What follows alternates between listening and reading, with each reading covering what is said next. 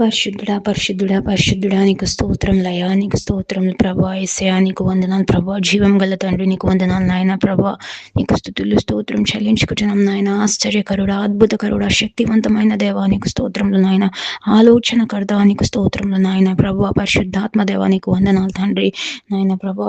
ఈ fasting prayer meetings కొరకు నేను ప్రార్థిస్తున్నాం నాయన తండ్రి. మీరు జ్ఞాపకం చేసుకోండి ప్రభా. ఈ ఫాస్టింగ్ ప్రేయర్స్ లో నాయన తండ్రి ఎన్నో అద్భుత కార్యాలు ఈ మీటింగ్ లో ఎటువంటి డిస్ట్రాక్షన్స్ జరగకుండా ప్రభా నాయన తండ్రి ముందుకు సాగాలి ప్రభా. మీరు అక్కడ ఉండి కార్యం జరిపించండి నాయన. మీ దూతల్ని కాచి కాపాడమని మిమ్మల్ని వేడుకుంటున్నాం నాయన తండ్రి ప్రభా. నాయన తండ్రి మరి ప్రభా ఈ ఫాస్టింగ్ ప్రేయర్లో నాయన ఫస్ట్ సర్వీస్, సెకండ్ సర్వీస్ కొరకు ప్రార్థిస్తున్నాను నాయన. తెలుగు సర్వీస్ ఇంకా ఇంగ్లీష్ సర్వీస్ కొరకు ప్రార్థిస్తున్నాను నాయన. మీరు జ్ఞాపకం చేసుకోండి ప్రభా. 2 సర్వీసెస్ విషయంలో మీరు గొప్ప కార్యాలు మీరు జరిపించండి నాయన తండ్రి. ఎటువంటి డిస్ట్రాక్షన్స్ లేకుండా ఈ పరిచర్య ముందుకు సాగే రీతిగా మీరు ఏర్పరచుకున్న దాన్ని బట్టి మీకు వందనాలు ప్రభా నాయన. మాకు ప్రేరేపణ కలిగించిన ఆయన ఈ మీటింగ్స్ కొనసాగించడానికి మీరు సహాయం చేస్తున్న దాన్ని బట్టి మీకే వందనాలు ప్రభా నాయన. ఆశ్చర్యకరుడా, అద్భుతకరుడా, ఎన్నో ఆత్మలు నాయన తండ్రి ఈ మీటింగ్స్, ఈ సర్మన్స్ విని నాయన తండ్రి ప్రతి ఒక్కరి లైఫ్స్ కట్టబడాలని నేను ప్రార్థిస్తున్నాం నాయన తండ్రి ప్రభా. అలాగైతే సర్మన్ చెప్తున్న వాళ్ళని కూడా మీరు జ్ఞాపకం చేసుకోండి, వాళ్ళ కుటుంబాన్ని కూడా మీరు జ్ఞాపకం చేసుకోండి ప్రభా నాయన తండ్రి. ఈ మీటింగ్స్లో మాకు ఎటువంటి డిస్టర్బెన్సెస్ కలగకుండా ప్రభా నాయన మీరు జరిపించండి. కార్యం మీరు జరిపించి ముందు కొనసాగించి మనం మిమ్మల్ని వేడుకొంచున్నాం తండ్రి ప్రభా నాయన. 2 సర్వీసెస్ విషయంలో నాయన తండ్రి ప్రభా మీరే అద్భుత కార్యంలో అద్భుత రీతిగా ప్రతి ఒక్కరి లైఫ్స్ కట్టబడాలి నాయన తండ్రి. ప్రతి ఒక్కరికి వాక్కు ద్వారా ఎలా జీవించాలి ఏంటి అనేది నాయన ఈ ఫాస్టింగ్ ప్రేయర్ ద్వారా మీరే వాళ్ళతో మాట్లాడమని మిమ్మల్ని వేడుకొంచున్నాం నాయన. ప్రతి ఒక్కరు లైఫ్స్ కట్టబడి నాయన తండ్రి ముందుకు సాగాలి ప్రభా. ప్రతి ఒక్కరు నాయన తండ్రి ఆత్మలు, అనేకమైన ఆత్మలు నాయన తండ్రి ఈ సర్మన్స్ ద్వారా తండ్రి ప్రభా ముందుకు కొనసాగించాలని మేము ప్రార్థిస్తున్నాం నాయన. మీకు వందనాలు వందనాలు వందనాలు. మీ కృతజ్ఞతాస్తుతులు పరిశుద్ధాత్మ దేవ. నువ్వే కార్యం జరిపిస్తున్నామని నేను నమ్ముచున్నాం నాయన. నీ సహాయం కోరుకుంటున్నాం ప్రభా. నమ్మదగిన తండ్రి నీకు స్తోత్రం నాయన. గొప్ప కార్యాలు, గొప్ప ఆశ్చర్య కార్యాలు అనేక మందికి ఈ మీటింగ్ లింక్ షేర్ చేసే కృపని మాకు ఇచ్చిన దాన్ని బట్టి నీకు వందనాలు నాయన. అనేక మంది పాల్గొన్న దాన్ని బట్టి నీకు వందనాలు నాయన. ఈ పరిచర్యను అద్భుతంగా దీవిస్తూ ఆశీర్వదిస్తూ ఏ ఆటంకాలు రాకుండా ముందుకు కొనసాగించే రీతిగా నువ్వు సహాయం చేస్తున్నాను బట్టి నీకు వందనాలు. ఎటువంటి డిస్టర్బెన్సెస్ లేకుండా నువ్వు ముందుకు నడిపిస్తున్న దాన్ని బట్టి నీకు వందనాలు. కొత్త ఆత్మలని నాయన ఫలించే రీతిగా నువ్వు ముందుకు నడిపిస్తున్నాను బట్టి నీకు స్తోత్రములు. మరి ఆశీర్వాదాలు అనేక రీతిగా నాయన తండ్రి ఈ మీటింగ్స్ ద్వారా అనేక మందికి నాయన చేరే రీతిగా మీరు సహాయం చేస్తున్న తండ్రి పరిశుద్ధాత్మ తండ్రి నీకు వందనాలు వందనాలు. కృతజ్ఞతాస్తుతులు స్తోత్రములు చెల్లించుకుంటూ మమ్మల్ని మేము తగ్గించుకుంటూ మా తండ్రి నామాన్ని హెచ్చిస్తూ యేసుకే మహిమ ఘనత ప్రభావం చెల్లించుకుంటూ నజరేతుడైన యేసుక్రీస్తు నామంలో అడిగి వేడుకొని పొందుకుంటున్నాం తండ్రి. Amen. Amen. Thank you, Jesus. Thank you, Holy Spirit, for doing the great miracle in these meetings for everyone. Lord, we believe as you have heard our prayers, our prayers are answered very greatly, and these meetings are done very greatly. And Holy Spirit, God, you are charged under these meetings, and you are doing the great things. You are guiding us. Thank you, Holy Spirit. Thank you. Thank you so much, Lord Jesus. Thank you. Hallelujah. Praise the Lord. Hallelujah. ఎంతమంది ఈరోజు సంతోషంగా ఉన్నారు, ఎంతమంది ఈరోజు దుఃఖంతో ఉన్నారు, ఎంతమంది ఈరోజు దేవుడిని ఆరాధిస్తున్నారు మీ యొక్క శ్రమకాలంలో, ఎంతమంది దేవుడి యొక్క నిరీక్షణ కొరకు ఎదురు చూస్తున్నారు. అయితే దేవుడు మాట్లాడుతున్నాడు ఉపవాస కూడికలో. అయితే దేవుడు చెప్తున్నాడు, భయపడద్దు నేను నీకు తోడుగా ఉన్నాను అంటున్నాడు. భయపడద్దు నేను నీకు సహాయం చేస్తాను అంటున్నాడు. భయపడద్దు నేను నీకు ముందుగా నడుస్తాను అంటున్నాడు. అయితే ఎంతోమంది ప్రయాసతోని దేవుడి సన్నిధికి వస్తున్నారు. అయితే దేవుడు వారిని ఉట్టి చేతులతో పంపించే దేవుడు ఎంత మాత్రమే కాదు. దేవుడు యొక్క శక్తి ప్రభావం ఇక్కడ ఉందని నేనైతే బలంగా నమ్ముతున్నాను. ఎంతమంది ఈరోజు దేవుని బలంగా నమ్ముతున్నారు, ఎంతమంది మీ యొక్క స్ట్రగల్స్లో దేవుని బలంగా పట్టుకుంటున్నారు. సో దేవుడు ఎప్పుడు కూడా చేయి విడిచిపెట్టే దేవుడు కాదు. మన దేవుడు నమ్మదగిన వాడు, కార్యాలు చేయవాడు, మాట్లాడే దేవుడు, పరిశుద్ధాత్మ దేవుడు ఎక్కడ ఉన్నాడని నేనైతే బలంగా నమ్ముతున్నారు. ఎంతమంది అయితే బలంగా నమ్ముతున్నారు వారందరూ కూడా హల్లెలూయా చెప్తారా? సో దేవుడు ఇక్కడ మన మధ్య ఉన్నాడు, గొప్ప కార్యాలు చేస్తున్నాడు. అయితే దేవుడు ఒక విషయం జ్ఞాపకం చేస్తున్నాడు. ఎస్తేర్ గ్రంథం 4వ అధ్యాయం. ఎస్తేర్ గ్రంథం 4వ అధ్యాయం దేవునికి ఎలా దగ్గరగా మనం జీవిస్తున్నాం, ఎలాంటి విషయాల్లో మనం దూరంగా ఉంటున్నాం దేవుడికి. అయితే ఈ ఉపవాస కూడికలో ఈ ఫ్రైడే సర్వీస్ రోజున దేవుడు మాట్లాడుతున్నాడు. ఉపవాసం ఎలా చేయాలి, ఉపవాసం ఎలా చేస్తే దేవుడు జవాబిస్తాడు, ఉపవాసం ద్వారా ఎలాంటి కార్యాలు మనం చూడగలుగుతాం. అయితే అందరూ మీ దగ్గర ఉన్న బైబిల్స్ని ఓపెన్ చేసుకుంటే ఎస్తేర్ గ్రంథం 4వ అధ్యాయం చూస్తే దేవుడు మాట్లాడుతున్నాడు. అయితే జరిగిందంతయు తెలియగానే మొర్దెకై తన బట్టలు చింపుకొని గోనె పట్టలు వేసుకొని బూడిద పోసుకొని పట్టణపు మధ్యకు బయలు వెళ్ళి మహాశోకంతో రోదనము చేసి, అయితే మొర్దెకై ఒక భయంకరమైన విషయాన్ని, కలవరపరిచే విషయాన్ని విన్నాడంట. మనం కూడా కొన్నిసార్లు వింటుంటాం, ఇంట్లోనే ఏమైనా జరిగినప్పుడు ఇలా జరిగింది అలా జరిగింది, కొన్ని విషయాల్లో మనం ఏమంటే కలవరపడుతుంటాం, భయపడుతుంటాం. అయితే మొర్దెకై ఒక విషయం విన్నాడు. వినగానే మొర్దెకై ఏం చేశాడు, తన బట్టలు చింపుకొని గోనె పట్ట వేసుకున్నాడంట. మనమైతే ఏం చేస్తాం, ఏమైనా విషయాలు కలవరపరిచే విషయాలు కానీ ఏమైనా తెలిసినవి తెలియకొని విషయాలు తెలిసినప్పుడు మనం ఏం చేస్తాం, ఏడుస్తూ కూర్చుంటాం లేదా బయటికి వెళ్ళి రిలాక్స్ అవుతాం.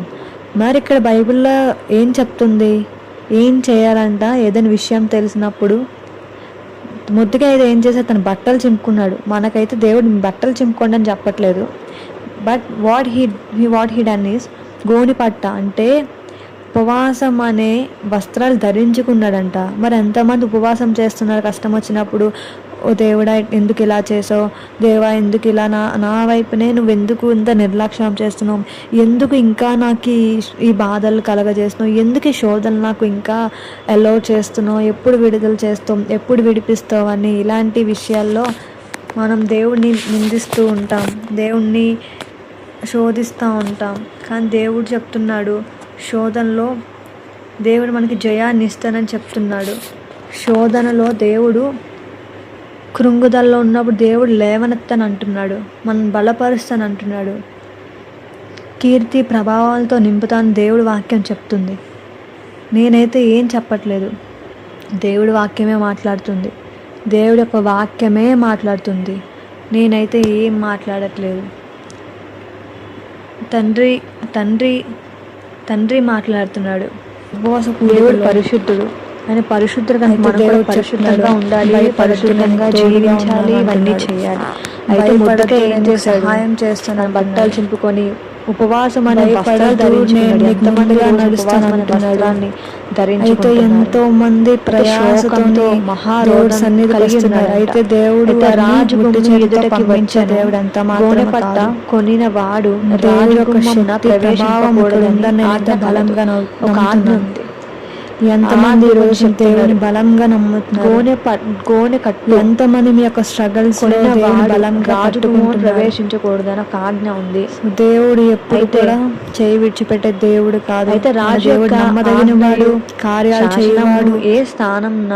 ఏ స్థానమునకు వచ్చెనో అక్కడ నుండి యూదులు ఉపవాసం ఉండి మహా దుఃఖంలో ఏడుపులతోనూ రోదనలతోనూ మునిగిన వారైరి. అనేకులు గోనెను బూడిదను వేసుకొని పడి ఉండేరి. అయితే ఇక్కడ మొర్దెకై ఇంకా ఈ విషయం తెలియగానే అక్కడ ఉన్న పట్టణ వాసులు అందరూ కూడా మహా దుఃఖంతో ఉన్నారంట, ఏడుస్తూ ఉన్నారంట. మనం కూడా కష్టం వచ్చినప్పుడు ఏడుస్తాం, దుఃఖంతో ఉంటాం, రోదన చేస్తాం, గుండెలు బాదుకొని బద్దలయ్యే రీతిగా మనం ఏడుస్తూ ఉంటాం. అయితే బూడిద రాసుకొని అక్కడే ఉన్నారంటే దేవుడి సన్నిధిలో ఉంటున్నారు, దేవుని గోజాడుతున్నారంట. మరి ఎంతమంది రోజు దేవుని సన్నిధిలో గోజాడుతున్నారు, ఎంతమంది దేవుడి దగ్గర దుఃఖిస్తున్నారు, ఎంతమంది దేవుడి దగ్గర ఉపవాసం ఉంటున్నారు, ఎంతమంది ఏడుస్తున్నారు. అయితే నువ్వు మనుషుల దగ్గర ఏడుస్తున్నావా? జాగ్రత్తగా ఉండు. నీ ఏడుపు దేవుడి దగ్గర తప్ప మనుషుల ఎదుట ఉండద్దు. దేవుడి వాక్యం ఏం చెప్తుంది? మనుషులు నమ్ముకుంటే కంటే యెహోవాను ఆశ్రయించడం మేలు అంటుంది. దేవుడిని ఆశ్రయిస్తున్నావా? దేవుడిని ఆశ్రయించినట్లయితే నీకున్న కష్టము, నష్టము, భయము అన్నీ కూడా దేవుడు తీసివేస్తున్నాడు ఈ రోజున.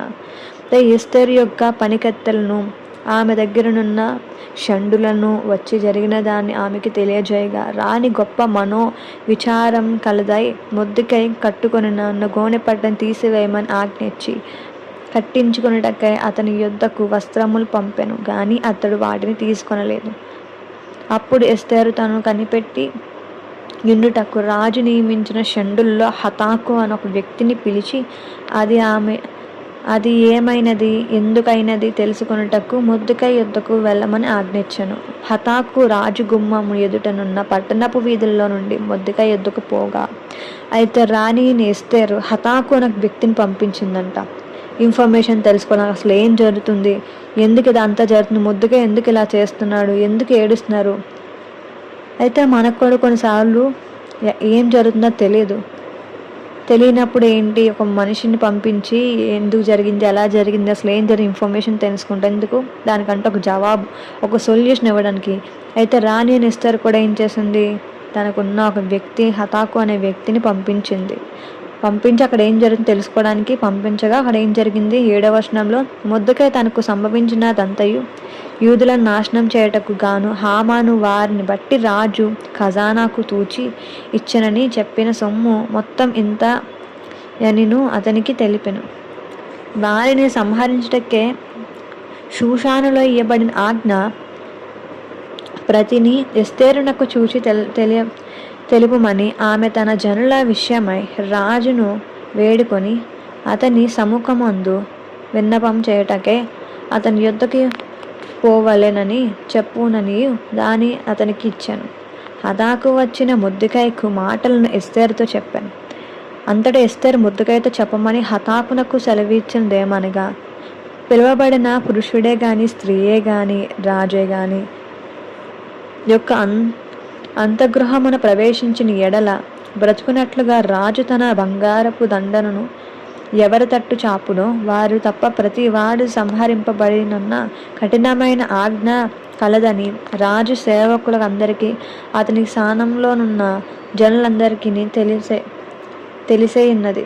నేటికి 30 దినముల నుండి రాజునొద్దకు ప్రవేశించుటకు నేను పిలువబడలేదని చెప్పమనెను.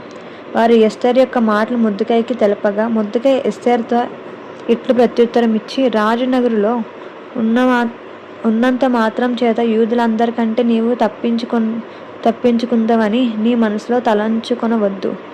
నీవు నీ సమయమందు ఏమీ మాట్లాడక మౌనంగానున్న ఎడల యూదులకు సహాయమునకు విడుదలయు మరి యొక్క దిక్కు నుండి వచ్చునని గాని నీవు నీ తండ్రి ఇంటి వారిని నశించుదురు. నీవు నీ సమయమున బట్టి రాజ్యమునకు వచ్చితరేమో తలంచుకొనమని చెప్పమనెను.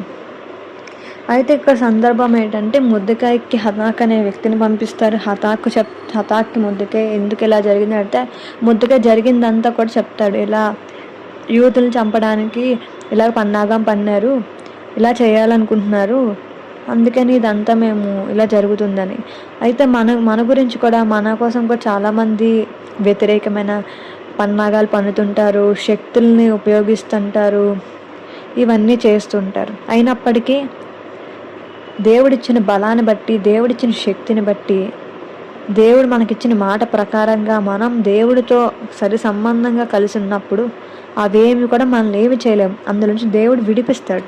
ఇక్కడ ఎస్తేరు గ్రంథంలో 4వ అధ్యాయంలో కూడా ఇదే చెప్తున్నాడు. మొర్దెకై భయపడ్డాడు, మనుషులందరూ చనిపోతారేమో, వాళ్ళని చంపేస్తారేమో, ఎలా ఎలా ఎలా ఏం చేయాలి అని. అయితే ఇదంతా జరుగుతున్నప్పుడు మళ్ళీ ఎస్తేరు దగ్గరికి హతాకు వచ్చి చెప్పినప్పుడు ఎస్తేరు ఏమొచ్చి అంటే మొర్దెకైకి వేరేగా అర్థమైంది, ఎస్తేరుకి వేరేలా అర్థమైంది. అయితే ఇద్దరిది ఒకటే, మనుషుల్ని ఎలా అయినా ఈ జనాల్ని కాపాడాలి, ఎలా అయినా వీళ్ళని చావుకుంటున్నట్లు ఏదో ఒక చేయాలని తాపత్రయం ఇవంతా ఉంది. అయితే మనకి ఇవన్నీ సహజంగా మనకి ఇవన్నీ ఆలోచనలు వస్తాయా? ఏమైనా జరుగుతున్నప్పుడు, ఇంట్లో సమస్యలు వచ్చినప్పుడు, శ్రమలు వచ్చినప్పుడు, దూషిస్తున్నప్పుడు మనకి ఆలోచన కలిగి మనం జీవిస్తున్నామా?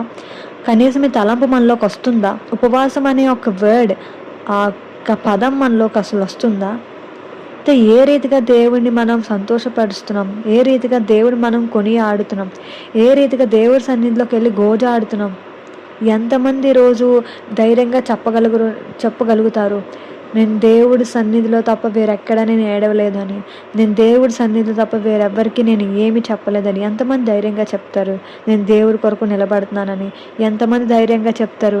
నేను దేవుడి కొరకు మాత్రమే నేను పనిచేస్తానని ఎంతమంది ధైర్యంగా చెప్తారు? ఏం జరిగినా, కష్టం వచ్చినా, నష్టం వచ్చినా దేవుడి యొక్క పాదాల సన్నిధి నేను విడిచిపెట్టిన ఎంతమంది ఈ రోజున బలంగా చెప్పగలుగుతారు? ఒకసారి ఆలోచించండి. ఎంత భయంకరమైన శ్రమ వచ్చింది మొర్దెకైకి, ఇంకా యూదులందరికీ. చంపడానికి ఒక వ్యక్తి బయలుదేరాడు. వాళ్ళు ఏమన్నారు? నా దేవుడైన యెహోవాను తప్ప వేరెవ్వరిని కూడా మేము మొక్కము అన్నారు, నమస్కరించమన్నారు. వాళ్ళకంటూ క్లారిటీ ఉంది. మరి ఈ క్లారిటీ మీకుందా? ఎవరైనా వచ్చి ఇలా మాట్లాడితే మీరు ఏం చేస్తారు? భయపడతారా? నిజంగా దేవుడిని నమ్ముకున్న వారి బిడ్డలు ఎప్పుడు కూడా భయపడరు. సింహం వలె ధైర్యంగా ఉంటారు, ఎదిరిస్తారు. ఈ ధైర్యం మీలో ఉందా? కానీ మొర్దెకైకి ఆ ధైర్యం ఉంది. ఎస్తేరుకి తెలుసు, ఏదైనా అటు ఇటు జరిగితే నా ప్రాణం పోతుందని తెలుసు, రాజు నన్ను చంపుతాడని తెలుసు ఆమెకి. అయినా ధైర్యంగా ఆమె ఏం చేసింది? నీవు పోయి షెండునందు కనబడిన యూదులందరికీ సమాజ మందిరంలోకి సమకూర్చి నా నిమిత్తం ఉపవాసం ఉండి 3 దినములు అన్నపానములు చెయ్యకూడి. ఏమంటుంది ఆమె? ప్రకటిస్తుంది, షూషాను నందు నీవు పోయి షూషాను నందు కనబడిన, అంటే నువ్వు పోయి షూషాను నందు కనబడిన యూదులందరికీ. ఎవరికి చెప్తుంది? యూదులందరికీ చెప్పమంటుంది. ఎవరు చెప్పమంటున్నారు? ఎస్తేరు, రాణి అని ఎస్తేరు చెప్పమని.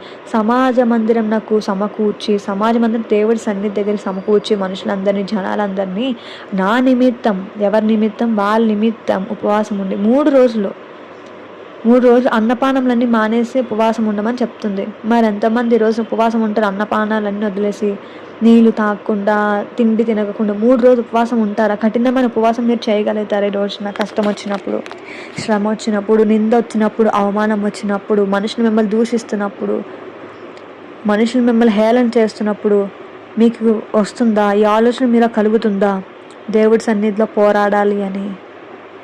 యాకోబు దేవుడితో పోరాడాడు కదా. యాకోబు అంత వ్యక్తి దేవుడితో పోరాడి గెలిచినప్పుడు మనం ఎందుకు గెలవలేము ఈ పరుగు పందెంలో?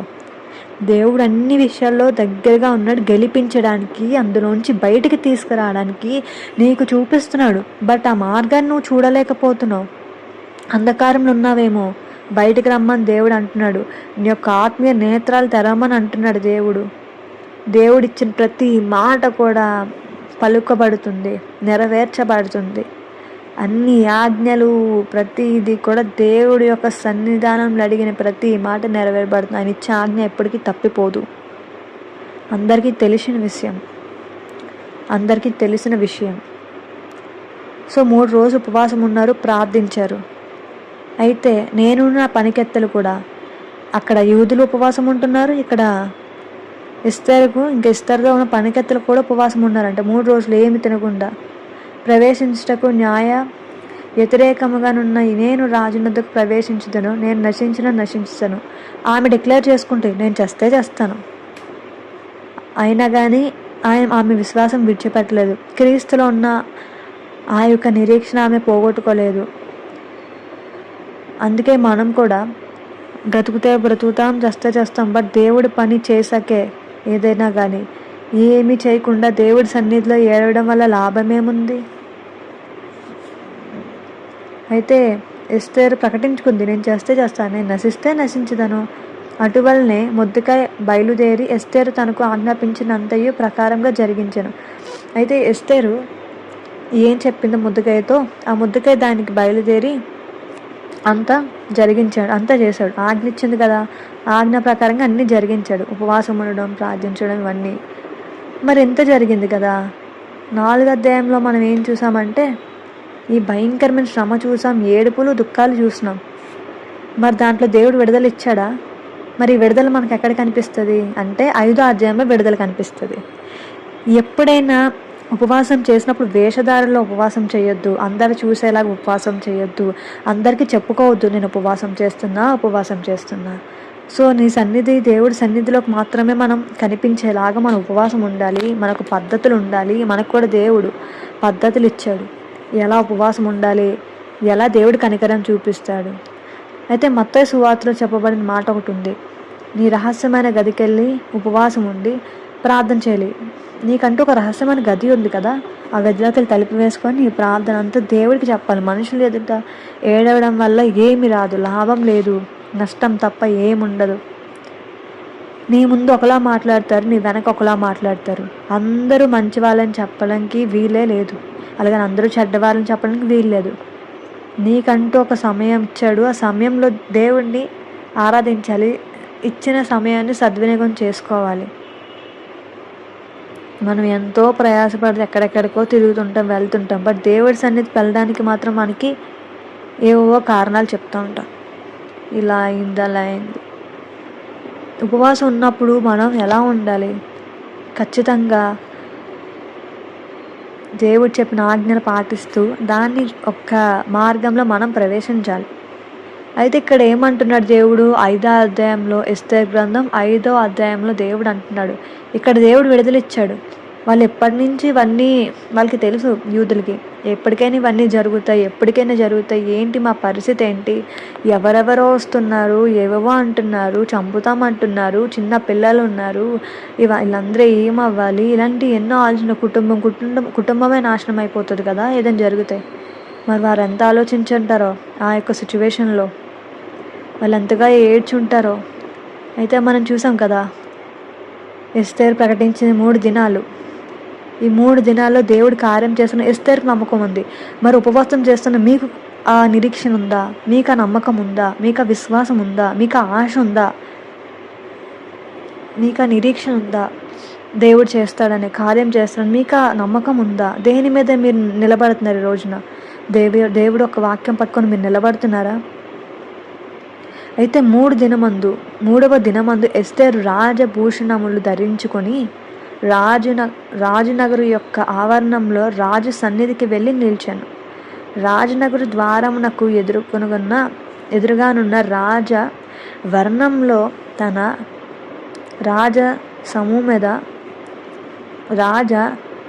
సనము మీద రాజు కూర్చొని ఉండెను.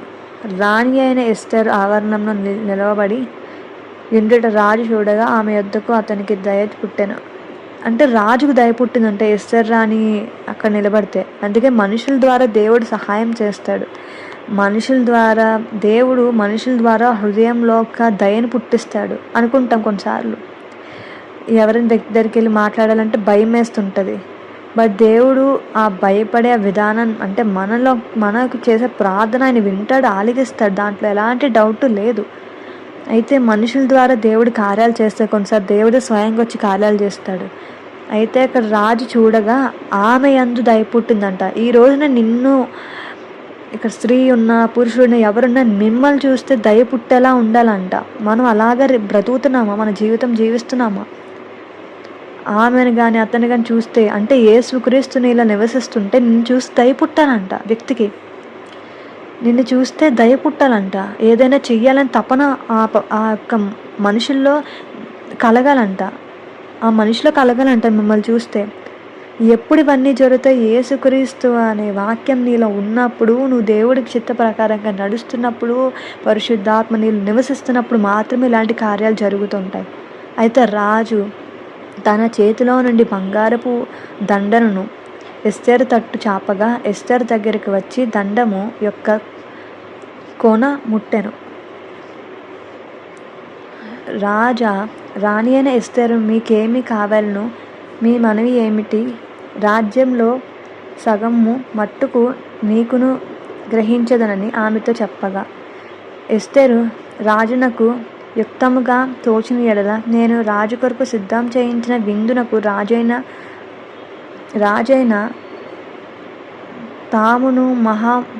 తామును హామాన్ను నేడు రావాలని కోరుచున్నానని ప్రత్యుత్తరం ఇచ్చాను. అయితే రాణి అని ఎస్తేరు ఒక విందు సిద్ధపరిచిందంట రాజుకి ఇంకా హామానికి. ప్రత్యుత్తరం ఇచ్చింది, రావాలి ఎలా అయినా అని చెప్పి.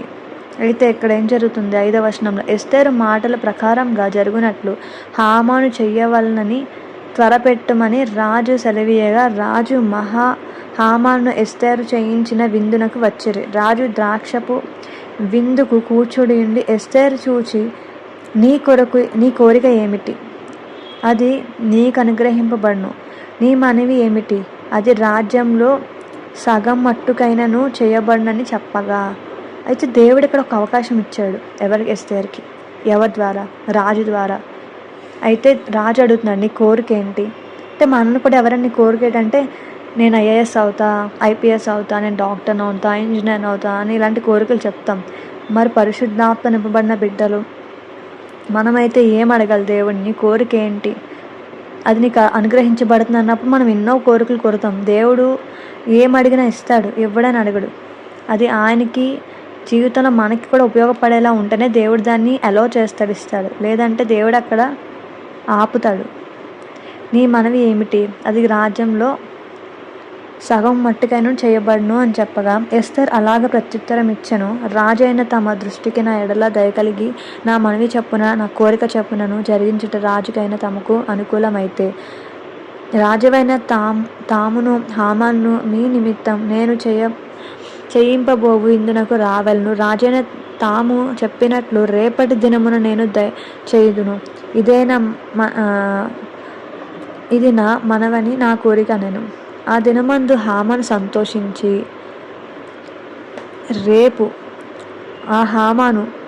ఆ దినం హామాను సంతోషించి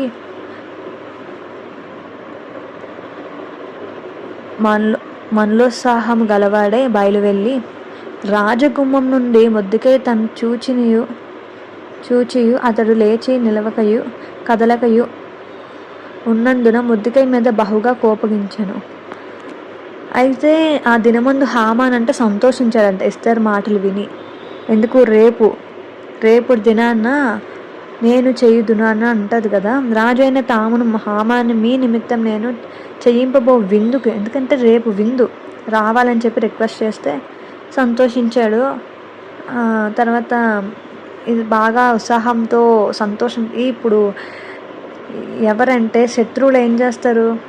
ఒక వ్యక్తిని పాడు చేయాలి, ఒక వ్యక్తిని నాశనం చేయాలనుకుంటే వాళ్ళు రేపు జరగబోతుంది, రేపు ఏదో చేద్దాం అనుకొని ఉత్సాహంతో సంతోషంతో ఎక్కడలేని అన్నీ కూడా తలంచుకొని వెళ్తారు. కానీ చివరికి జరిగేది ఏంటి ఇక్కడ చూద్దాం. అయితే రాజగుమ్మం నొద్ద నుండి మొర్దెకై ఉన్నాడు. రాజగుమ్మం దగ్గర ఉంటే తాను చూచియు అతడు లేచి, అంటే హామాను చూసి కూడా మొర్దెకై నించోలేదని చెప్పి ఆ యొక్క కోపంతో బహుగా కోపగించాలని చెప్పి ఇక్కడ మన వచనం కనిపిస్తుంది. అయితే హామాను కోపం అంచుకొని, ఎందుకు హామాను అంచుకున్నాడు కోపం? ఎలాగో ఉరి తీస్తాం కదా అనే ఒక దాంట్లో ఉన్నాడు కదా. శత్రువులు ఏమనుకుంటారు? ఎలాగో వీటి పని అయిపోయింది, ఎలాగో జరగబోతుంది, ఇప్పుడు వాడి ముందు అందరి ముందు అరిచే కంటే కోప్పడే కంటే అంచుకుంటే బెటర్ కదా, జరగాల్సిన తర్వాత మనకి ఎలాగో జరుగుతాయని యొక్క అవి ఏమంటారంటే ఓవర్ కాన్ఫిడెన్స్ అనమాట. ఓవర్ కాన్ఫిడెన్స్తో తలంచుకుంటుంటారు. సో అయితే హామాను కోపం అంచుకొని తన ఇంటికి పోయి తన స్నేహితులను, తన భార్యనైనా జరేష్ను పిలిపించి, ఎవరిని పిలిచాడంట? వాడి ఇంటికి పోయి స్నేహితులు అంటే ఫ్రెండ్స్ని, భార్య అయిన జరేషను పిలిచి తనకు కలిగిన గొప్ప ఐశ్వర్యం గురించి, చాలామంది పిల్లలు తనకుండుటకు గూర్చియు, రాజు తన ఘనపరిచి రాజు క్రింద నుండి అధిపతుల మీద సేవకుల మీదను తను ఎలాగున పెద్దగా చేశానో దాని గురించి వారితో మాట్లాడాను. మనం అనుకుంటాం ఆ మనిషిని ఏదో చేసేద్దాం, పాడు చేసేద్దాం, ఇవన్నీ చేద్దాం అనుకుని గర్వంతో ఉంటాం. అయితే దేవుడు గర్విష్ఠులను అనుస్తాడు అంటాడు. గర్విష్ఠులు నాశనానికి దారి వాళ్ళే వెతుక్కుంటున్నారని చెప్పి దేవుడి వాక్యం చెప్తుంది. అయితే తనకు జరిగిందంతా ఇంటిలో ఉన్న వారికి, స్నేహితులకి గొప్పగా ఆర్భాటంతో చెప్తున్నాడంట. ఇలా జరిగింది, నాకు ఇంత గొప్ప ఆస్తి వచ్చింది, ఐశ్వర్యం వచ్చింది, పిల్లలకి వీళ్ళకి వాళ్ళకి గొప్పగా చెప్పుకుంటున్నాడంట. చెప్పుకొని మాట్లాడిన తర్వాత మరియు అతడు రాణి అయిన ఎస్తేరు తాను చేయించిన విందునకు రాజును తన్ను తప్ప మరి ఎవనికి పిలవలేదు.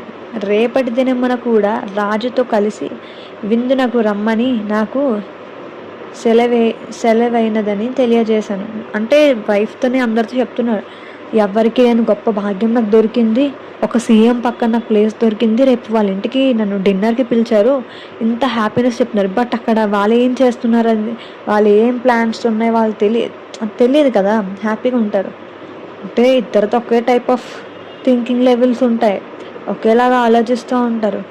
అయితే సీఎం నేను పిలిచారంటే ఇంకా మనకి నిలబడం, భూమి మీద ఉండం కదా, సో వెళ్ళిపోతాం, ఎక్కడికి వెళ్ళిపోతాం అంటే డ్రీమ్స్ అవన్నీ కంటూ ఉంటాం.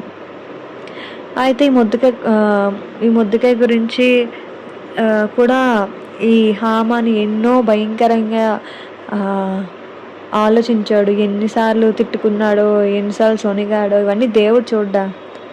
నీతిమంతుల్ని దేవుడు చూస్తాడు కదా, నీతిమంతులు ప్రార్థన ఆలకిస్తాడు. అలాంటిది ఒక జ్యూస్ని, ఒక యూదుల్ని చంపాలనుకుంటే, దేవుడు బిడ్డల్ని చంపాలనుకుంటే దేవుడు ఎందుకు ఆగుతాడు? దేవుడు ఊరుకునే దేవుడా? మన దేవుడు రోషం కలిగిన దేవుడు కదా, దేవుడు ఊరుకుంటాడు ఇవన్నీ చూసుకోడా? నీ జీవితంలో జరుగుతుంది, ఒక వ్యక్తి వల్ల నీ జీవితం పాడైపోయింది, ఇంకా పాడు చేయాలనుకుంటున్నారు, నీ ఆస్తులు జమ చేయాలనుకుంటున్నారు, నీ పిల్లలు పాడు చేయాలనుకుంటున్నారు, నీ ఇంటిని పాడు చేయాలనుకుంటున్నారు, నీ ఉద్యోగంలో నీ పక్కన తోటి వారిని మిమ్మల్ని నాశనం చేయాలనుకుంటున్నారేమో, లోనిపోని సూటిపోని మాటలు అంటున్నారేమో, ఎవరికి తెలియని భారంతో నీ గుండె నిండి ఉందేమో. దేవుడు విడుదలిచ్చే దేవుడు కాబట్టి దేవుడు చెప్తున్నాడు. సో ఎస్తేర్ లాంటి యొక్క సాధారణమైన స్త్రీని దేవుడు ఎన్నుకున్నాడు. అలాగే కుటుంబంలో దేవుడు ఒక్కొక్కరు ఎన్నుకుంటాడు, ఒక్కొక్కరితో దేవుడు పని చేయించుకుంటాడు. ఒకసారి నీకు ఇచ్చిన పని నువ్వు చేయకపోతే అది వేరే వాడికి అప్పచెప్తాడు. కానీ నీకు ఇచ్చిన పని నువ్వు తూచా తప్పకుండా పాటిస్తే దేవుడు అందులోంచి నేను పైకి లేపుతాడు. అయితే రేపు ఇలా రాణి పిలిచింది అని చెప్పి ఇవన్నీ ఇంట్లో చెప్తాడు విందుకి. నన్ను ఇంకా ఓన్లీ రాజుని ఇంకా నన్ను తప్ప ఇంకెవరిని పిలవలేదు, ఎంత స్పెషల్ అని చెప్పి అనుకుంటున్నాడు. బట్ తర్వాత జరిగేది విషయం తనకు తెలియదు కదా.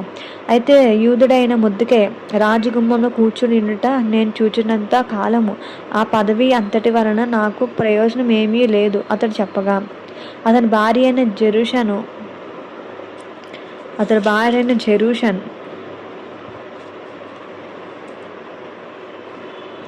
జెరేషును అతని స్నేహితులందరూ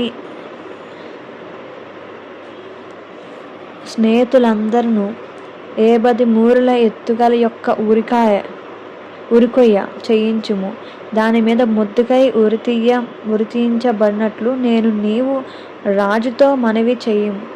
తర్వాత నీవు సంతోషంగా రాజుతో కూడా విందునకు పోదు అని అతనితో చెప్పిరి. ఈ సంగతి హామాను యుక్తముగా కనబడినందున అతడు ఉరికొయ్య ఒకటి సిద్ధం చేయించెను. ఎంత క్రూరమైన మనుషులు, ఎంత క్రూరమైన ఆలోచన గలవారు మనుషులు ఉంటారంటే, అసలు ఎంత భయంకరమైన మనుషులు అలా ఉన్నారంటే అలా ఉన్నారు. అయితే జరేష్ అనే వాళ్ళ భార్య, స్నేహితులు, వీళ్ళు 10 మూరలు ఎత్తుగల ఒక ఉరికొయ్య, ఉరి తీయడానికి ఎంత అవసరం? ఒక మనిషి ప్రాణం తీయాలంటే అంత క్రూరమైన మనుషులు ఉంటారా అని అనిపిస్తుంది. ఇప్పుడు ఎంతోమందిని చూస్తుంటాం, ఇంట్లో వారికే సమాధానం ఉండదు, ఇంట్లో వారికే పగలు, ప్రతీకారాలు, వీళ్ళకి పడకపోవడము, చంపుకోవడాలు, ఇలాంటివి. తెలియని వ్యక్తి గురించి చెడుగా మాట్లాడడం, వారి గురించి ఏదో ఒక తప్పుడుగా ఆలోచించడం, ఇలా చంపడానికి ప్రయత్నాలు చేయడం, ఇవన్నీ. చాలామంది నా పేరు కీర్తి ప్రతిష్టలన్నీ కూడా మంచిగా ఉన్నాయి. ఎవరైనా ఒక మనిషి హెచ్చించబడ్డాడంటే మిగతా వ్యక్తికి వెంటనే జలస్ వస్తుంది, అసూయ వస్తుంది. సో అసూయ, జలసి ఏం చేస్తే మనిషి ప్రాణాన్ని తీయడానికి కూడా వెనకాడదు. అలాంటి మనుషులు లేరా మన సొసైటీలో? ఎంతమందో చూస్తున్నాం. వారు ఒకవేళ పని జరగట్లేదు అనుకుంటే వెంటనే వారేం చేస్తారు, చిన్నపిల్లల మీదకి చంపడానికి చూస్తారు, ఏదో ఒకటి చేయడానికి వాళ్ళు చూస్తూ ఉంటారు. అంటే దే వోంట్ ట్రస్ట్. వాళ్ళ రెస్ట్ అనేది వాళ్ళు తీసుకోరనమాట. ఎప్పుడు పడుకోకుండా ఆలోచిస్తూనే ఉంటారు, వీరిని ఎలా చంపాలి, వీళ్ళని ఎలా నాశనం చేయాలి, వీళ్ళు ఎలా చంపితే వీళ్ళు ఎలా నాశనం చేసే వరకు కూడా వాళ్ళకి నిద్ర ఉండదంట, సుఖం ఉండదంట. తిండి లేకపోయినా వేసుకోవడానికి మంచి వస్త్రాలు లేకపోయినా కానీ బాగానే ఉంటారంట. కానీ వారు ఆ యొక్క పని జరిగేంత వరకు ఆ నిమిత్తం ఆలోచిస్తూనే ఉంటారంట. అంటే ఎంత క్రూరమైన మనుషులు ఉన్నారు మన మన సొసైటీలో కానీ, మన చుట్టుపక్కల కానీ, ఇక్కడ అన్నింట్లో. సో అందుకే దేవుడు ఏం చేస్తాడంటే అలాంటి వారి గర్వాన్ని ఉంచుతాడు. అలాంటి వారిని దేవుడు ఏం చేస్తాడు, భయంకరమైన శ్రమలకి, భయంకరమైన వేదనలకు పంపిస్తాడు. అందుకే దేవుడు ఏమంటున్నాడు, అజ్ఞారది పురుగు చావదు అంటున్నాడు. అంటే ఊరికనే దేవుడి మాట్లాడినాడా? ఊరికనే దేవుడి మాట్లాడుతున్నాడా? లేదు కదా. పరలోక రాజ్యం అంటే చాలా గొప్పది. అందరూ వెళ్ళడానికి అది అంత ఈజీ కాదు. చాలా శ్రమ పడితే కానీ పరలోక రాజ్యానికి వెళ్ళలేము. అలాంటిది నువ్వు ఇప్పుడు పరలోక రాజ్యానికి వెళ్ళిపోవాలంటే అంత సులువా కాదు కదా. ఎంత శ్రమ అనుభవిస్తే నువ్వు పరలోక రాజ్యానికి వెళ్తావు, ఎంత కష్టపడితే, ఎంత దేవుడి కోసం నిరీక్ష కలిగి ఉంటే నువ్వు దేవుడి సన్నిధిలో ఉంటావు.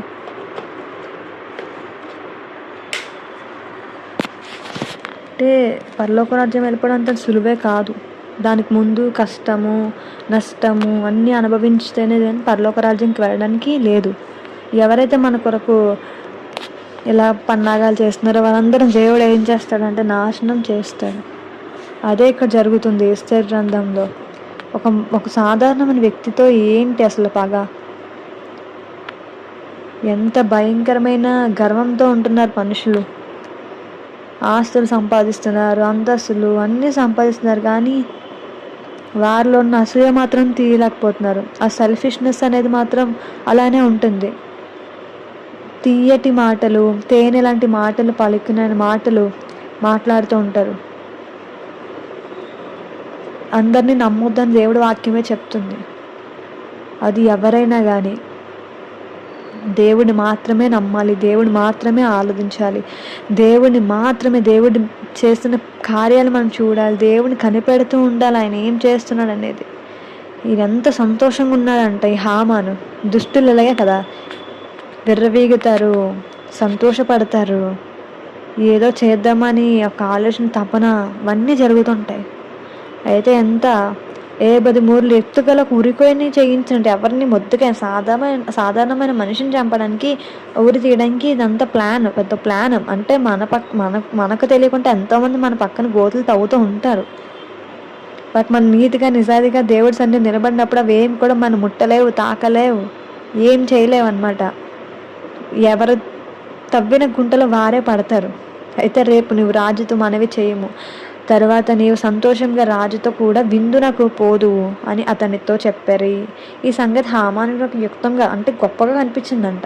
నువ్వు వెళ్ళు, రాజుతో కూడా విందుకే వెళ్ళి పాల్గొ అని చెప్తున్నారంట. వాళ్ళ ఇంట్లో స్నేహితులు వీళ్ళందరూ యుక్తంగా గొప్పగా కనిపించిందంట, యుక్తంగా కనిపించిందంట. అతడు ఊరిపోయి ఒకటి సిద్ధం చేసి, అంటే ఎవరిని చంపడానికి సిద్ధం చేశాడు, ఎవరిని చంపడానికి, ముద్దుగాని చంపడానికి ఉరికోయని సిద్ధం చేశాడంట. సో దేవుడేమని చూసి చూడకుండా ఉండే దేవుడా వదిలేయడానికి వాళ్ళ ప్రజల్ని? దేవుడు అంత గొప్పవాడు? ఏదో అనుకుంటారు మనుషులు, ఏదో చేసేద్దాం, చంపేద్దాం, నిందలేద్దాం, వాళ్ళని రోడ్డు మీద కీడుతాం, ఇంకా చేయకుండా పనులు చేద్దాం, వాళ్ళ పరువును తీద్దాం అని ఇష్టసరమైన మాటలు అంటూ ఉంటారంట. బట్ దేవుడు చూసి చూడకుండా వెళ్ళిపోతాడా? అంటే నీ మీద పడిన నిందని దేవుడు చెరిపివేయడా? నిన్ను చూడట్లేదా దేవుడు? ఆయన ప్రతిరోజు మిమ్మల్ని చూస్తూనే ఉంటాడు. ప్రతి ఒక్కరిని యెహోవా కన్నులు లోకం అంతటి మీద సంచారం చేస్తున్నాయంట. ఎవరి కోసం? ఆయన పని చేసేవారి కొరకు, ఆయన కొరకు నిలబడే వారి కొరకు దేవుడి కళ్ళు చూస్తుంటే ఎంతమంది నీతిగా జీవిస్తున్నారో, ఎంతమంది ఎలా ఉన్నారో ప్రతిరోజు చూస్తూనే ఉంటాడంట. అయితే మనం ఎస్తేరు గ్రంథం 6వ అధ్యాయంకి వచ్చాం. అయితే ఇక్కడ ట్విస్ట్ ఉంది. ఏం జరిగింది? ఇంత చూసాం. అంటే హామాని ఇలా అందరు ప్రజలు ఏడుస్తున్నారు, దుఃఖిస్తున్నారు, అయ్యో మేము చచ్చిపోతామేమో అని బాధపడుతున్నారు. ఈ సమాచారం రాణి దగ్గరికి వెళ్తుంది. రాణి ఏమొచ్చి ఎందుకు ఇవన్నీ అని చెప్పి మళ్ళీ చెప్తే మళ్ళీ లేదు అని మళ్ళీ మొద్దుకాయ అని చెప్పి మళ్ళీ ఇస్తారు. 3 రోజులు ఉపవాసం ప్రకటిస్తుంది. ఉపవాసం ఉంటారు, మొత్తం అన్నపానాలు లేకుండా ఉంటారు. తర్వాత దేవుడు మళ్ళీ చూపిస్తాడు. ఏమని చూపిస్తాడు? దేవుడు ఒక దారి చూపించాడు. రాజుకి ఎందుకో దయ పుట్టిందంట. దయ మనుషుల ద్వారా దేవుడు పుట్టిస్తాడు. దయ కొంతమంది చూస్తే దయ పుడుతుందంట. అలాంటి దయ పుట్టించాడంట. తర్వాత రాజు ఏం కావాలంటే ఇలా విందు సిద్ధం చేసా, ఇలా రావాలి హామాను కూడా నన్ను. అయితే హామాన్కి చాలా సంతోషం వేసింది. ఆహా, నన్నే పిలుస్తున్నారు, ఎవరిని కాదు ఆ ప్లేస్ ఇవ్వలేదని చెప్పి సంతోషంతో. తర్వాత ముద్దుకాయ మీద ఉన్న కోపము, క్రోధము, అసూయ, ద్వేషం ఇవన్నీ కూడా చూసి వాళ్ళ వైఫ్కి, పిల్లలకి, స్నేహితులకి, తనతో ఉన్న వారందరికీ చెప్పి ఒక 50 మూరల ఒక ఉరికోయిని కోయించాడంట. ఇక్కడ వరకు మనం చూస్తున్నాం. అయితే ఆరాధ్యంలో ఏంటి? ఆ రాత్రి నిద్ర పట్టక పోయినందున రాజ్యపు సమాచార గ్రంథం తెమ్మని రాజాజ్ఞీయగా అది రాజు ఎదుట చదివింపబడను. నిద్ర పట్టలేదు. ద్వారపాలకులైన బిగాను, తెరేషు అను రాజు యొక్క 2 నపుంసకులు రాజు అయిన అహాషురోషును చంప యత్నించిన సంగతి మొర్దెకైకి తెలిపినట్లు అందులో వ్రాయబడింది. ఎందుకో ఆ రోజు రాత్రి నిద్ర పట్టలేదంట రాజుకు. అయితే గ్రంథం ఓపెన్ చేసి చదువుతున్నాడంట, చదివి వినిపిస్తున్నారంట. మనం కూడా అంతే, నిద్ర పట్టకుండా రాత్రులు ఏవో ఆలోచిస్తున్నప్పుడు, ఇలాంటివి వచ్చినప్పుడు మనం ఏం చేసుకుంటాం? జనరల్గా ప్రేయర్ చేసుకోవాలి, ప్రార్థన చేయాలి, బైబిల్ చదవాలి. మనం అవన్నీ చేయకుండా అది ఎందుకు అలా జరిగింది, అది ఎందుకు అలా వచ్చింది, ఇలాంటి పిచ్చి ఆలోచనలన్నీ మనలో వస్తుంటాయి. ఇక్కడ అలా జరగలేదు. బైబిల్లో ఉన్న భక్తులు అలా చేయలేదు. ప్రార్థన చేశారు, వాక్యం చదువుకున్నారు, దేవుడు సహాయం చేస్తాడు అంతే. అయితే రాజు ఏమైనా దేవుడికి తెలుసా? దేవుడి గురించి తెలుసా? తెలియదు, అన్యుడు కదా. కానీ దేవుడు ఎంత గొప్పవాడు. దేవుడు ఎవరినైనా వాడుకుంటాడు అనడానికి ఇదొక్క నిదర్శనం. అయితే ద్వారపాలకులైన బిగాను, తెరేష్ను రాజు యొద్దకు 2 నపుంసకులు పంపించారు. అహష్వేరోషు చంపయత్నించిన సంగతి మొర్దెకై తెలిపినట్లు అందులో రాయబడి ఉందంట. అంటే మనకి సమాచారాలు వస్తుంటాయి కదా, ఏం జరుగుతుంది ఏంటనేది మనకి తెలుస్తుంది కదా, ఇన్ఫర్మేషన్ వస్తుంటాయి. మనకు కొన్ని సోర్సెస్ ఉంటాయి. ఎవరైనా మనం ఒక సీఎం చంపాలనుకున్న ముందే ఇంటెలిజెన్స్ రిపోర్ట్ వస్తే, అట్లనే రాజు కూడా రిపోర్ట్ వచ్చింది. అయితే ఇలా జరిగింది అని చెప్పి తెలుసుకున్నాడు రాజు. ఆ సంగతి విని ఇందు నిమిత్తం మొర్దెకైకి బహుమతి ఏదైనాను, ఘనత ఏదైనాను చేయబడినా అని అడగగా రాజు సేవకులు అతనికి ఏమీ చేయబడలేదని ప్రత్యుత్తరం ఇచ్చిరి. రాజు అనుకున్నాడు, ఏదైనా బహుమతి ఇచ్చారా, ఏమైనా చేశారా అంటే ఏమీ లేదంటున్నారు. అయితే అప్పుడు ఆ ఆవరణంలో ఎవరో ఉన్నారని రాజు చెప్పాను. అప్పటికి హామాను తాను చేయించిన ఉరికొయ్యి మీద మొర్దెకైకి ఉరి తీయింప సెలవిమ్మని రాజుతో మనవి చేయుటకే రాజనగరి యొక్క ఆవరణంలోనికి వచ్చి ఉండెను. రాజు సేవకులు ఏలినవాడ చిత్తగించము, హామాను ఆవరణంలో నిలవబడి ఉన్నాడని రాజుతో చెప్పగా రాజు అతని రానీయుడని సెలవిచ్చి అందున హామాను లోపలికి వచ్చాను. రాజు గణపరచ నపేక్షించిన వానికి ఏమి చేయవలనని రాజు అతన్ని అడగగా హామాను నన్ను దాకా మరి ఎవరిని రాజు గణపరచునో నపేక్షించమని అతనితో తానుతోని రాజు ఎట్లను. రాజు గణపరచ నపేక్షించిన వానికి చేయతగినదేమనగా రాజు ధరించుకున్న రాజవస్త్రములను, రాజు ఎక్కువ గుర్రమును, రాజు తన తల మీద నుంచుకొనిన కిరీటమును ఒకడు తీసుకొని రాగా గనులైన రాజు యొక్క అధిపతులలో ఒకడు ఆ వస్త్రమును ఆ గుర్రమును పట్టుకొని రాజ గణపరచ నపేక్షించే వానికి ఆ వస్త్రమును ధరింపజేసి ఆ గుర్రం మీద అతన్ని ఎక్కించి రాజు వీధుల్లో అతన్ని నడిపించుచున్న రాజు గణపరచ నపేక్షించిన వానికి ఈ ప్రకారంగా చేతనగునని అతను ముందర చాటింపవలెను. అందుకు రాజు నీవు చెప్పిన ప్రకారమే శీఘ్రముగా ఆ వస్త్రములు ఆ గుర్రం మీద తీసుకొని రాజగుమ్మం వద్ద కూర్చుండి ఉన్న యూదుడైన మొర్దెకై అలాగునే చెయ్యము. నీవు చెప్పిన దాంట్లో ఒకటియు విడవక అంతయు చేయమని హామానుకు ఆజ్ఞించెను. ఆ ప్రకారమే హామాన్ ఆ వస్త్రములు ఆ గుర్రమును తీసుకొని మొర్దెకైకి ఆ వస్త్రములు ధరింపజేసి ఆ గుర్రం మీద అతన్ని ఎక్కించి రాజు వీధిలో అతను నడిపించుచు, రాజు ఘనపరచును అపేక్షించిన వానికి ఈ ప్రకారం చేయదగునని అతన్ని ముందర సాటించెను. తర్వాత మొర్దెకై రాజు గుమ్మం వద్దకు వచ్చెను. అయితే హామాను తల కప్పుకొని దుఃఖించుచు తన ఇంటికి త్వరగా వెళ్ళిపోయాను. హామాను తనకు సంబంధించినంతయు తన భార్య అయిన జెరెషుకు తన స్నేహితులందరికీ తెలుపగా, అతనికి యుద్ధనున్న జనులను అతని భార్య అయిన జెరెషును ఎవని చేత నీకు అధికారం నష్టము కలిగిందో ఆ మొర్దెకై యూదుల వంశం వాడై ఎడల అతని మీద నీకు జయం కలగదు, అతని చేత అవశ్యముగా చెడిపోయిదువని అతనితో అనిరి. వారు ఇంకా మాట్లాడుచుండగా రాజు యొక్క నపుంసకులు వచ్చి ఎస్తేరు చేయించిన విందునకు రమ్మని హామాను త్వరపెట్టిరి. 7వ అధ్యాయంలో రాజు హామాను రాణి అయిన ఎస్తేరు వద్దకు విందునకు రాగా, రాజు ఎస్తేరు, రాణి, నీ విజ్ఞాపన ఏమిటి? అది నీకును గ్రహింపబడును. నీ మనవి ఏమిటి? రాజ్యంలో సగం మట్టుకైనను నీకును గ్రహించదవని రెండవ నాడు ద్రాక్షరసపు విందులో ఎస్తేరుతో అనెను. అప్పుడు రాణి అయిన ఎస్తేరు ఇలాగ ప్రత్యుత్తరం ఇచ్చెను, రాజా, నీ దృష్టికి నేను దయ పొందిన దానినై ఎడల రాజువైన తమకు సమ్మతి అయితే నా విజ్ఞాపన బట్టి నా ప్రాణమును, నా మనవిని బట్టి నా జనులను నాకు అనుగ్రహించబడుగాక. సంహరింపబడుటకును హతము చేయబడి నశించుటకును నేను నా జనులను కూడా అమ్మబడిన ప్రకారము మేము దాసులముగాను దాసురాండ్రులుగాను అమ్మబడిన ఎడల నేను మౌనంగా నుండును. ఏలయనగా మా విరోధి తప్పించుకొనుటకై మేము రాజవగు తమరిని శ్రమపరచుట యుక్తము కాదు. అందుకు రాజైన అహష్వేరోషు ఈ కార్యం చేయుటకు తన మనస్సు దృఢపరచుకొనిన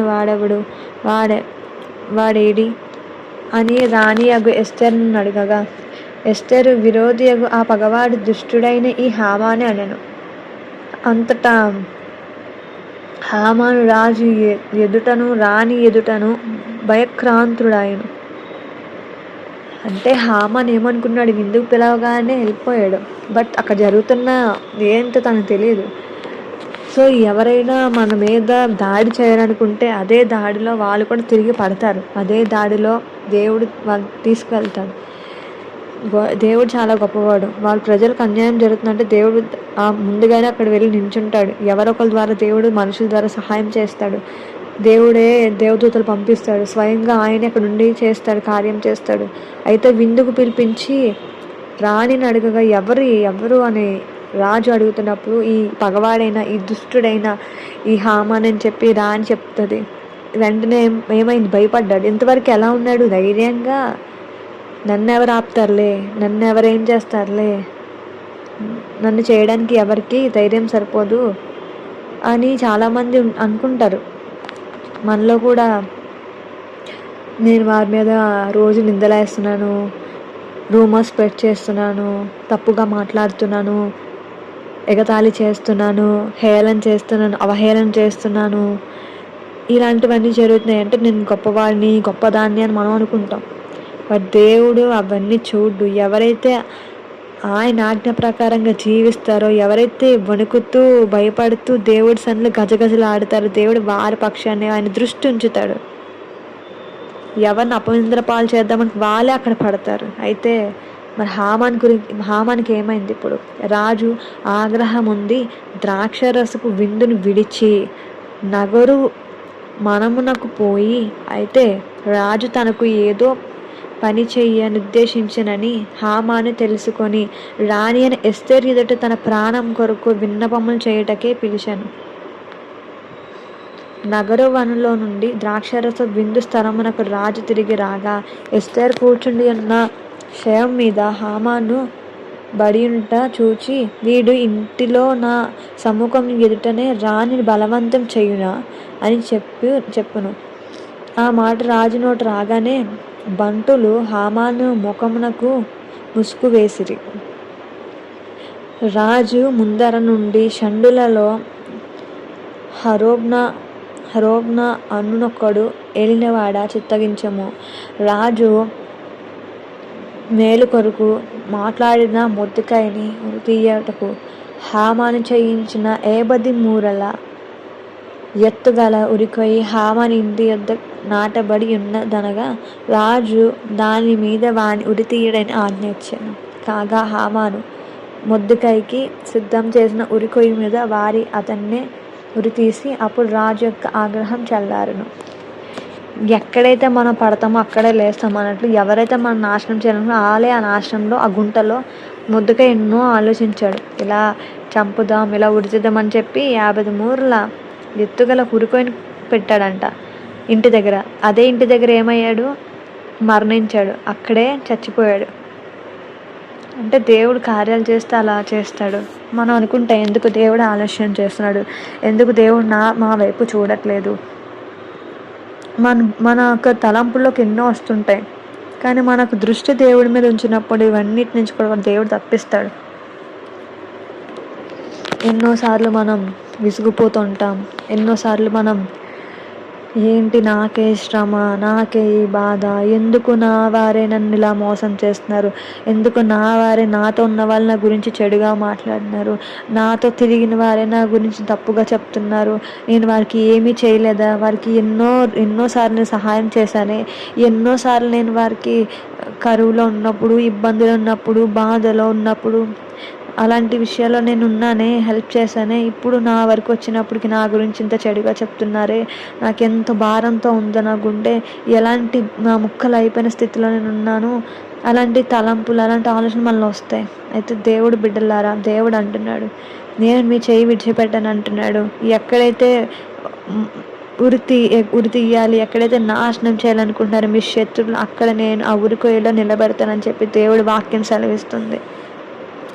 దేవుడు ఆలస్యం చేసే దేవుడు కాదు కదా. దేవుడు ఎన్నో గొప్ప కార్యాలు చేస్తాడు, 1, 2 కార్యాలు అయితే కాదు, కానీ మన పితరుల పట్ల ఇప్పటికీ కార్యాలు చేస్తున్నాడు. ఉపవాసంలో నువ్వు 3 రోజులు ఉపవాసం, నువ్వు 1 రోజు ఉపవాసం చేసినా, 2 రోజులు ఉపవాసం చేసిన, ఎప్పుడు ఉపవాసం చేసిన ఉపవాసంలో నువ్వు కార్యాలు చూడగలుగుతావు, చూస్తావు. ఇది దేవుడు చేసిన గొప్ప కార్యం. 3 రోజులు అన్నపానం లేకుండా ఉపవాసం ఉండి ప్రార్థన చేయగా దేవుడు సహాయం చేశాడు. అలాగే ఉపవాసం లేకుండా ప్రార్థన చేస్తే జవాబు ఇవ్వడం లేదు, అప్పుడు కూడా జవాబిస్తాడు. బట్ ఫాస్టింగ్లో, ఉపవాసంలో ఉంటున్నప్పుడు, ఇంకా శక్తితో, బలంతో, పరిశుద్ధాత్మతో మనం నింపబడుతున్నప్పుడు గొప్ప కార్యాలు మనం చూస్తూ ఉంటాం. అప్పుడు శత్రువుకి భయపడుతుంది, శత్రువు భయపడతాడు, వణుకుతాడు, మనకేదో చేయాలనుకుంటాడు, అదే కోతిలో వాడు పడతాడు. దేవుడు అలాంటి కార్యాలను పక్షాన్ని చేయాలనుకుంటున్నాడు. ఎంతమందికి ఈ వాక్యం అవసరమో ఈ రోజున నాకు తెలియదు, కానీ దేవుడు చెప్తున్నాడు, స్త్రీ అయినా పురుషుడైనా అక్కడ ఉన్న ప్రియ సహోదరులారా, దేవుడు వాక్యాన్ని పట్టుకొని మీరు ధైర్యంగా నిలబడండి, దేవుడి కొరకు మీరు పని చేయండి, దేవుడి యొక్క శక్తితో నింపబడతారు, దేవుడి యొక్క ప్రణాళిక కొరకు మీరు ఎదురు చూడండి, దేవుడి యొక్క సరైన మార్గంలో మిమ్మల్ని నడిపిస్తాడు, ఉంచుతాడు. ఎంతోమంది ఆలోచిస్తుంటారు, నా బ్రతుకేంటి ఎలా ఉంది, తిండి లేకున్నారా, వస్త్రాలు లేకున్నారా, జాబ్ లేకున్నారా, ఇలాంటి భయంకరమైన స్థితిలో ఉన్నారా. దేవుడు అంటున్నాడు, వీటన్నిటి నుంచి కూడా నేను విడిపించడానికి నేను సమర్థుడును అంటున్నాడు. ఆయన సమర్థుడు, ఏమైనా చేయగల గొప్పవాడు, దేవుడు పరిశుద్ధుడు. మనం కూడా ఆయన కొరకు నిలబడాలి. సో మొర్దెకైని దేవుడు అంతగా హెచ్చించాడు. మొర్దెకై దేవుడు చెప్పిన ఆజ్ఞలు పాటించాడు. మనకు తెలుసు ఏంటి ఆజ్ఞ అంటే, దేనికి కూడా మనం శిరస్సు వహించకూడదు, మొక్కకూడదు, సాగిల పడకూడదని. కానీ మనమైతే భయపడతాం. చాలామంది భయపడతారు, క్రైస్తవులన్న వారిలో భయపడి అన్నిటికీ తల ఉంచుకుంటారు. ఎవరైతే నీతిగా, యథార్థతగా దేవుడి కొరకు పనిచేస్తారో వాళ్ళు దేవుడు చెప్పిన ఆజ్ఞలు పాటిస్తారో వారు భయపడకుండా ఉంటారు. వారు ఆ రోజు మొర్దెకై అక్కడ నించోలేదని ఒకే ఒక్క నమస్కారం, ఒకే ఒక్క కోపంతో మనసులో పెట్టుకొని, ఎంతోమంది అలాగే లేనిపోని ఆలోచనలు పెట్టుకొని, మనసులో ఏవో దురాలోచనలు పెట్టుకొని ఏదో చేద్దామని అంటే కపటమైన పన్నాగాలు పన్నుతుంటారు. బట్ దేవుడు మొర్దెకైని ఎలా హెచ్చించాడో అలా హెచ్చిస్తారు ఈ రోజున. అది ఎవరినైనా కానీ దేవుడు మాట్లాడుతున్నాడు.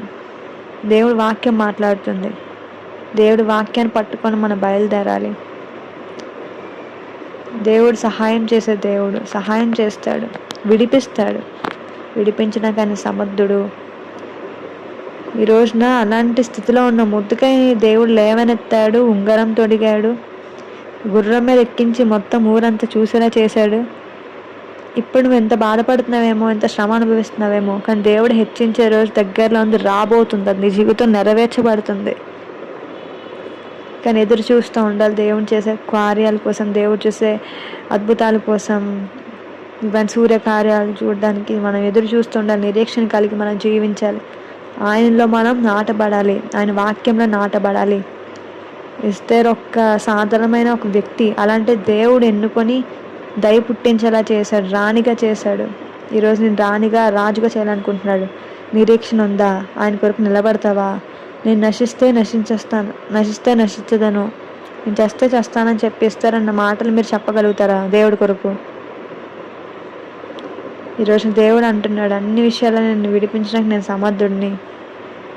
కానీ మన ఉపవాసం ఎలా చేస్తున్నాం, ఎలా నిలబడుతున్నాం? వేషధారులా దేవుడు జీవించొద్దు అంటున్నాడు. వేషధారులాగా ఉన్నాడు కాబట్టి హామాన్ హతమయ్యాడు. అదే హామాను మరి దేవుని తెలుసుకొని ఉంటే ఈ ఇంత వచ్చేది కాదు కదా. ప్రేమ కలిగి ఉంటే ఇలా ఉండేది కాదు కదా. ఈరోజు ప్రేమ లేదేమో, చల్లారిపోయిందేమో. నీ మొదటి ప్రేమని, నీ మొదటి స్థితిని వదిలేసావేమో. తిరిగి ఆ ప్రేమలోకి రమ్మంటున్నాడు. అప్పట్లో ఎలా ఉన్నావు, ఇప్పుడు అలా రమ్మంటున్నాడు. అప్పట్లో భయభక్తులు కలిగి ఎలా జీవించో అదే భయభక్తులతో ఇప్పుడు తిరిగి రమ్మంటున్నాడు. అలసిపోయాను, సింహశీలు ఉన్నావేమో, నేను వారికి ఓదార్పునిస్తానని దేవుడి వాక్యం చెప్తుంది. ఎంత భారం మోసిన దేవుడు ఏం చేస్తాడు? అలసిన ప్రాణం తృప్తిపరుస్తాడు, నిమ్మలపరుస్తాడు, కనికరిస్తాడు. ఆయన ఎప్పుడు కూడా మీకు తోడుగా జీవిస్తాడు. ఈ చిన్న వాక్యం దేవుడు దీవించి ఆశీర్వదించును గాక. ఆమేన్.